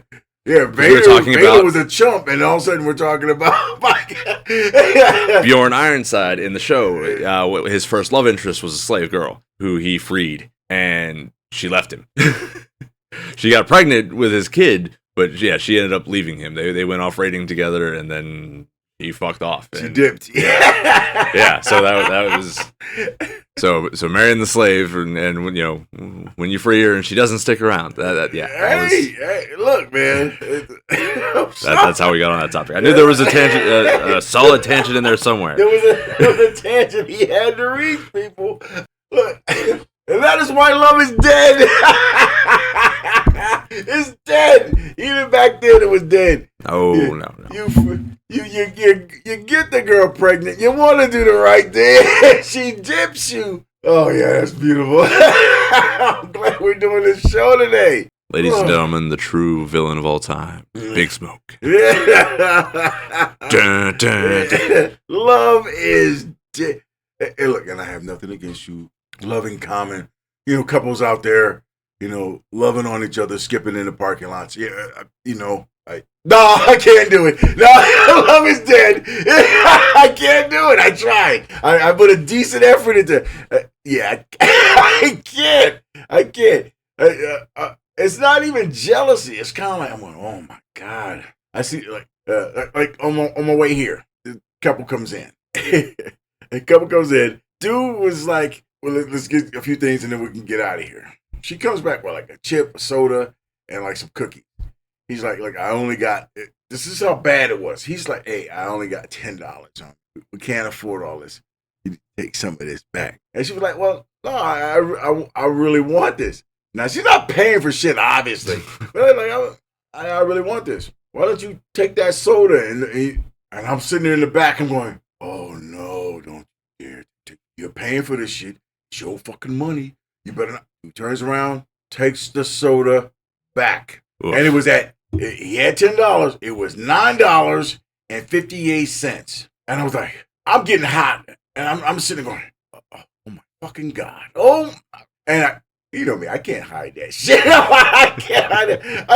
They walk off. And she was living as the cashier. Like, I see her every night after work. So she's laughing. She's like, that really bothers you, don't it? I'm like, here I am. I'm like, doesn't it bother everybody else here? And they're like, the two guys behind me, like, man, that fucked up. I'm like,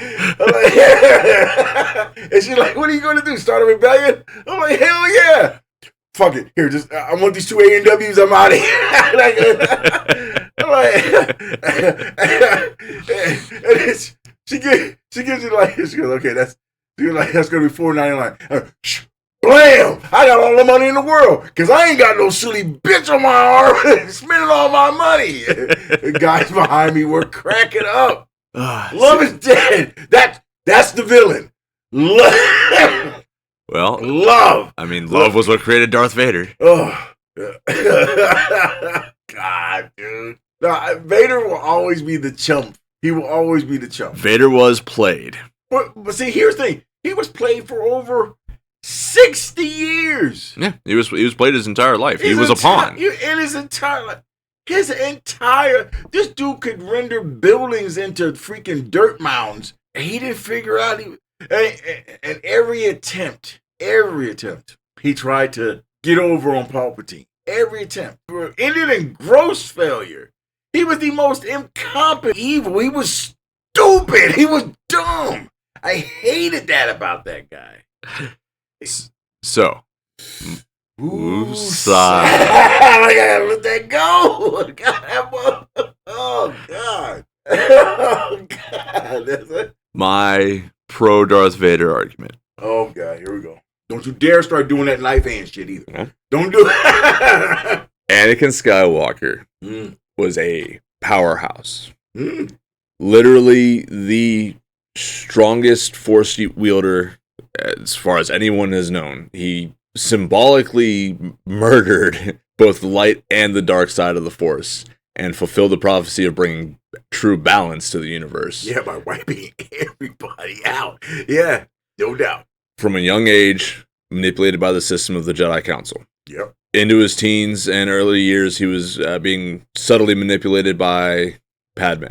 You know, and it may have not been by her choice because she was also under the manipulations of Palpatine. Therefore, Palpatine was technically pulling all of the strings just from higher up on the stage, but still under manipulation. Anakin finally starts getting into a position of feeling like he actually has the power to do something, to do good in the universe, to utilize this power. Is this prior or after he became a general?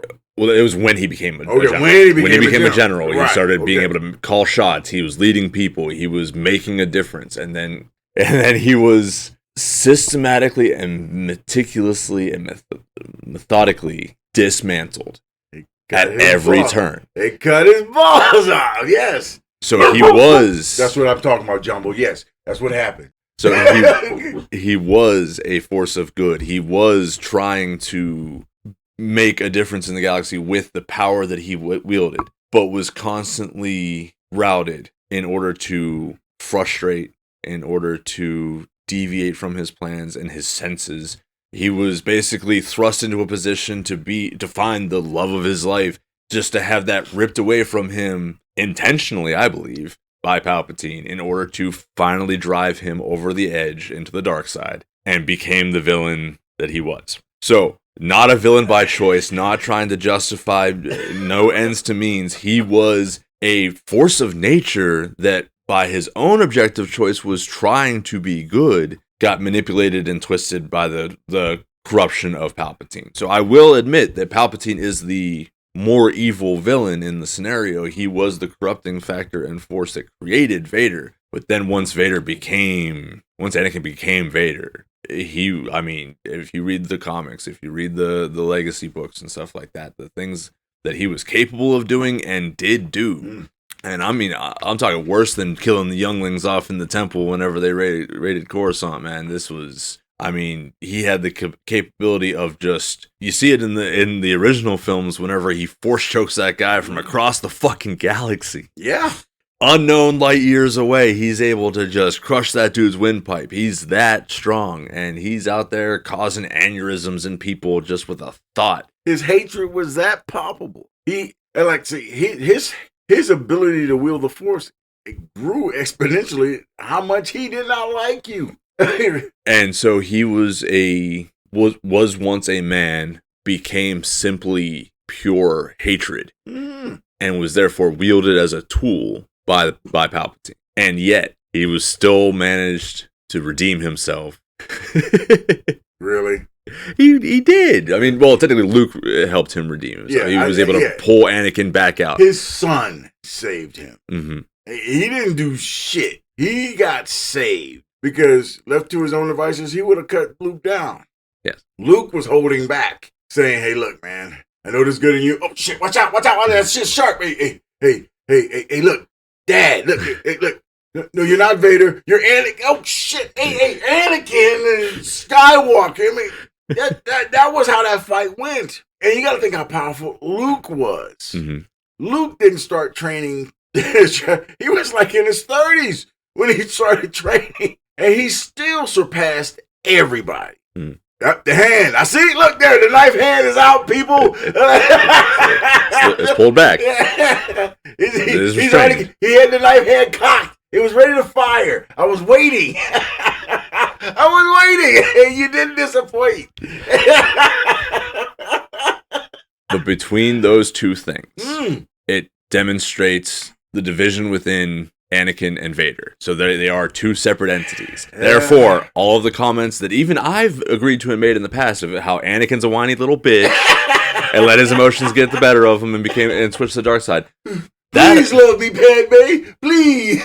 That aside, once he became Vader, Vader was an entity in and of himself. And Vader was a very excellent villain. Okay, I guess I got to admit, every time I saw any video game or anything, I read about Vader, every time that fool walked in the room, I'm like, oh, who's going to die? What building's going to get destroyed? One of my favorites was he's surrounded by rebel forces, and they're like, surrender, Vader, we have you surrounded. And he's like, the only thing I am surrounded by is fear and dead men. Yeah. Fuck, dude. Yeah, that's cold-blooded. You can't deliver better. You can picture that line being read perfectly in that James Earl Jones voice, man. Oh, rest in peace. Rest in peace. Rest in peace. One of the greatest to ever sit behind a microphone. God, man. But look, it's okay. Also, talk about a guy that got started late in the game and had to overcome a stutter to do it. True inspiration. I gotta get okay. All right. Vader is he's a villain. If you can chip away everything that made him who he is, but I'm not gonna go for the redemption arc. Not even a little bit. That goes all to Luke Skywalker. That dude risked not only his life but everybody else's life trying to save his dad, which is honorable. God, dude, most people, if you say, look, man, my dad is like subjugated planets, destroyed entire cities. He's killed an entire building full of children. I still see the good in this guy. I think there's a way out. He can still walk it. Everybody be looking at you like, what? Are you boo-boo the fool? There's no way. You need to cut this albatross loose, you know? But he did. And for what, though? It's like... To fulfill the prophecy and bring balance to the Force as the chosen one. Yeah. You can miss me with that, man. I mean... That was literally the plot of the movie. You can miss me with that. Return of the Jedi, you can miss me with that. Forget villain number 1, Vader, for a second. I mean, Palpatine had traded up on his disciple at least 2 times before that. Yeah, Dooku. Yeah, okay. Maul. At least 2. Yeah, three times. He traded up, right? So now we go. Palpatine's like, yeah, I'm going to get the son who isn't like injured beyond repair, who's definitely from greater stock. I mean, this, I'm going to get the Luke Skywalker, right? So even after all that, Vader should have been like, he's been trying to get over on this cat for 60 years. Trying. It wasn't 60 years, but yeah. Was this, you sure it wasn't 60? Because how old was Luke when he meets up with Palpatine? 19. 19? I was sure it was 30. No. 19. I will look it up. Look it up. We are now fact-checking, ladies and gentlemen. Luke Skywalker's age varies throughout the Star Wars saga. In A New Hope, he is 19 years old. By The Empire Strikes Back, he is 22, and in Return of the Jedi, he is 23. 23? Yes. I was off by 7 years? Inconceivable. I concede defeat. So that means that, let's see, and Anakin, we'll do Vader's age. 40 then. He would be about 40 something. Yeah, because he was, let's see, Darth Vader was 45 years old when he died in Return of the Jedi. So it was off. Yeah, because Anakin was 22 when he became Darth Vader. Okay, so still an old man, missing arms and legs. 45 isn't that old. It is when you get your arm and your leg and you're set on fire. No, he had already lost the arm by that point, so it was just both of his legs. Only one of his arms was robotic, so he still had one good arm. Actually, your optimism has no bounds, right? No, it really doesn't. Motherfucker losing an arm. He still got. He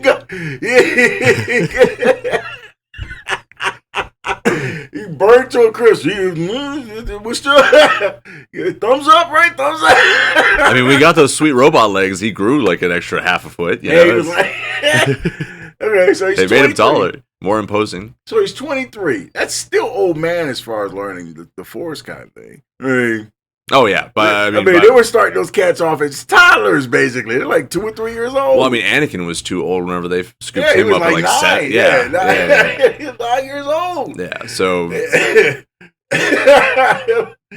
But that's also why. I mean, besides the fact that Luke trained directly with Yoda, who had been spending the last 19 years. Okay, here's another thing. Reconnecting to the Force. There's one thing that I have a problem with Star Wars universe. You know how I am about time. Yeah. There's no time reference at all in that show. You don't know how long that shit goes on. Right. Like between the time that freaking Luke is on Dagobah and then heads to Cloud City, you don't know how much time that is in the training. Now, obviously, he's trained up pretty good to the point where he can actually control the Force. But how long did that take? You don't know. Unless you read some of the encyclopedic stuff. Well, they kind of tell you. They kind of they don't even really straight out tell you, but they give you the intimate, the idea that maybe it was a couple of years that he was sitting on that planet, or at least a year hanging out with Yoda, jumping over freaking bogs and lifting rocks. Yeah. Find Han Solo and to rescue him. Right. So it was, while that was going on, Luke was training. Yeah, so it's like, but they don't get, but watching the movies, you think, okay, Han Solo has only been sitting in that carbonite for like an hour. Right. when the fool's been sitting there stiff with an itchy cat scratch for almost a year or so. 3 years. 3 years. From 19 to 22, yeah, 3 years. Screw that. Screw that! Oh, I'm sorry. I'm sorry. It took a whole 3 years for Luke Skywalker to master the Force and become a Jedi Master. Well, he didn't even master it in those 3 years. He came out a Jedi Master. What? He wasn't a Jedi Master. He was a Jedi. I mean, he introduced himself to Jabba the Hutt as Jedi Master. Yeah, that's just pumping yourself up. I don't know if he was really. Honestly, Jedi Master, nah, there ain't no way I'm gonna let no motherfucker stick me in a pit with a huge hungry ass nah. And it didn't look like he was doing too well. And the only way you can not die is to throw a rock at a panel and hoping it'll fall down. No, what? No, no. Ain't no Jedi Master. Shit! There ain't no Jedi Master with that. In Luke's defense in that regard, the Rancor are listed as one of the force-resistant creatures in the Star Wars universe. So mental. You cannot control them mentally. I mean, they're extremely they're pack animals. Yeah, they pack bond very intensely. But they're pack bonded, and if you happen to catch one really, really young, blind it for a couple of days or so, and then take the blindfold off of it, the very first person they see, they consider that mommy or master or whatever. For life. Yeah. Okay? Yeah, I watched the book of Boba Fett. That's a stupid, vicious fucking animal. That's what it is. Nothing but a little bit of force lightning may burn that son of a bitch. But Luke didn't know force lightning. Because Yoda didn't know force lightning. That means he ain't a freaking master, doesn't it? I mean, no, because force lightning is a dark side ability. No, you can still use it. That I know you can do. And Luke has done it. Actually, there's nothing Luke Skywalker cannot do with the force. Yeah, because Luke Skywalker is technically a great Jedi. There's nothing he can do. That dude does basically like a monk mantra and leaves his body behind and astral projects. Yeah, and fucks you up incredibly with the force. That's when he was a Jedi. When you can sit down, get into the Lotus style, and start voodooing people from across the cosmos. That's Jedi. Like that shit he did in the last movie. That subsequently gave him a heart attack and he died. Which he could have done, like in all the writings, he could do in his sleep. He could be blowing snot bubbles and doing that kind of crazy. But that, doing it in the movie, they killed him off. Like, Lucasfilms is evil. They're the bad guy. They're the bad guy. It's not Vader. It's not Palpatine. Vader's a simp. It's all the production company CEOs that think they know better than the writers. It's the corporations. And the writers they hire. All the people with purple and blue hair.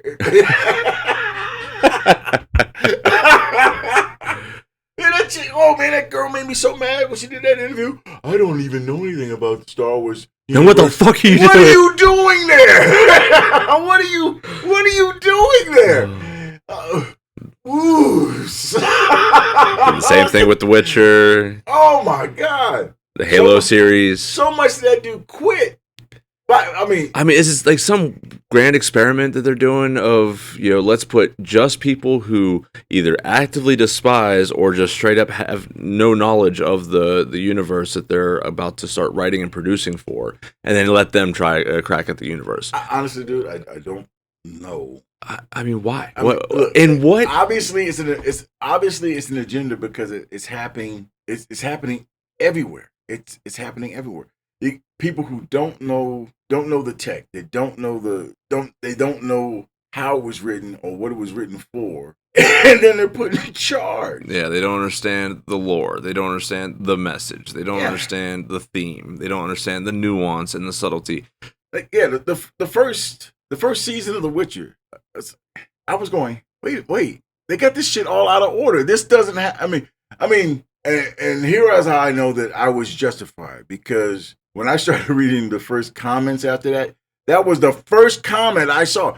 Hey, this shit doesn't happen until I'm like, yeah. And then, am I right? I'm like, and you realize that they're supposed to be bouncing back and forth between time periods, but they don't do a good job of establishing the difference between the time periods. They could have done like a coloration saturation effect or something like that to show, this was back then and this is now. And then it even got to a point where they fucking forgot how much time was passing in the story, that they forgot to age Dandelion. Yeah, they forgot to do that. And it's like, I claim the right of surprise. It's like, okay. It's like, it was so funny. It's like, nobody knew what that meant. Nobody knew what that meant. They just kind of they just kind of casually inserted that, like it was like it didn't mean anything. Well, they kind of did that in the book too. You had to take a lot of context clues out of it until it was properly explained. Yeah, it was. Yeah, as soon as it was established, though. But there's what we find out later is that people watched Witcher for Henry Cavill. They didn't watch Witcher for the character of Witcher. They didn't do that. Yeah. They like a lot of people are like, oh, why the hell they got this freaking humpback woman? Like, no, you're misunderstanding this, people. Yennefer was very powerful. She was hit with the ugly stick. That's all. But like once they she becomes an acolyte, then she becomes a Yennefer to everyone. And then it's like people were brutal on that first season. And then of course, why the hell do we have black elves? There can be black elves. There can be. Tell the black guy why we should have black elves. I'm not saying they should. I'm saying that there can be. It can be. Oh, I'm surprised the knife hand hasn't come out. Listen, I'm no ally to the DEI or the fucking pandering to representation in media. Representation. Because for me, the story is the heart of the thing, right? So as long as the story is being told well, I don't care who the actor is portraying it as long as they're doing a good job. I mean, so we could have a black... No, we can't. No, because that gets to the heart of the story. Okay, the story of that he's killing off all the... We can have a black... We can have one. He'd have some dreads, and his mustache would be a little wavier. But we can have a black. Sure, we can. Yeah, we can do that.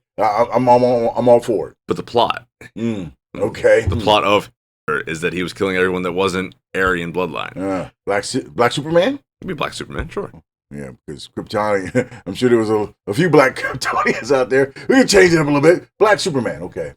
Black Wonder Woman. I mean, she was Amazonian, so she should be more Greek than white woman. Should have been a little browner, maybe. Yeah. Huh? She was a little pale. Okay. Yeah. Let's see. What else? Who else can we turn black all of a sudden? Black Batman? Black Batman? Can we have a black Batman? We already have. Yeah. Yeah. He sucked, too. He sucked. Okay. Look at the... Oh, Black Loki. Can we have a Black Loki? Already have. Yeah. And he sucked. Like I said, see, he's up on it more than you are. First off, racist. The knife head, it came out finally. The knife head's been out, man. Just keeping it under the table. A little racist in Rover. Point is not the skills of the actor, skills of the portrayal, right? The issue is in the performance or the deviation from the story. You know, whenever you look back at the old Shakespearean plays, they were all male actors, even playing the female parts. Yeah, because they figured out, but we're now starting to figure out, you put a woman on stage with a bunch of other horny dudes, somebody's getting, you know what this is what, hey, oh, here we go. Could we have a white Shaka Zulu? No. Why not? Because, again, the plot. Because Chris Hemsworth has Shaka Zulu, muscles, hair... We could do that. Shit, we could do that. Let's go. We get the companies together. Yeah, we could do that. Henry Cavill as Shaka Zulu. Yeah. Historical representation of Brad Pitt. Of characters. Brad Pitt. Oh, he's a little old. But fuck it. Brad Pitt can get in there. He already played Achilles. I'm liking this tangent. We can go this tangent forever. I'm really going with the Henry Cavill as Shaka Zulu. I mean, he would be an amazing spear chucker. Yes, he would. Like I said, when you're representing a character versus... Listen, the knife head only comes out when I'm being interrupted. To be fair. Representation of a known historical figure versus playing a character. A fictional character can be portrayed by anybody that can portray the character well. If you're going to try to get a realistic depiction of a real historical figure, then if you're going for accuracy, should look like the character, should look like the historical figure. I think Denzel Washington can play a very convincing. I think he could. I think Denzel Washington would make an excellent actor. I think. I'm sorry. He's an incredible actor. So what you're saying, that we can't kill all the Jews? That what you're trying to tell me? I think we're going to end it right there, ladies and gentlemen. I think we're going to end it right there. Denzel Washington is a villain. Yeah, we can do that. The sad part is he could probably pull the stash off very well. He probably could do it. Okay. I can do it. I can do it. Yeah. All right, ladies and gentlemen, that's going to be it for Nightwatch. We'll wrap it there. Join us next time on the next shift. Alright, time to empty out the mop bucket, run the trash, and hit the lights. Go get off my time clock, and be safe getting home.